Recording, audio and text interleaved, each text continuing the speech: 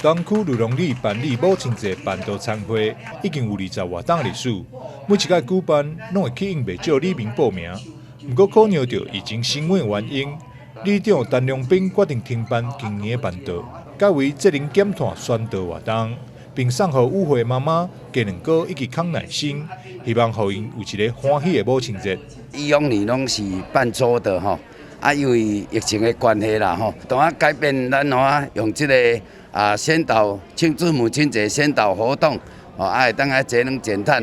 个重要就是这个妈妈感受到说我们在祝福他们咱就来有送康乃馨个有送这个蛋糕个有咱的饮料就是感觉这妈妈因感觉安尼真温馨啦除了责任减碳宣导，牛龙里嘛伫咧活动当中向里民宣导接种疫苗重要，宣导这个疫苗。还未注第3剂，赶紧注啦同时还未施打，咱赶紧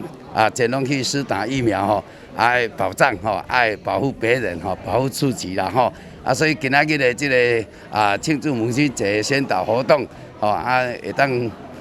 带来互这个伟大的母亲，大家感受着讲咱真尊重这伟大的母亲祝他们母亲节快乐。活动这天，立委王定宇夫人李淑莹。市员王家晶、市员詹培雅服务处主任胡茂玲，以及诚侪里长顶贵宾，也拢到场陪有良里的妈妈同乐，现场气氛相当温馨。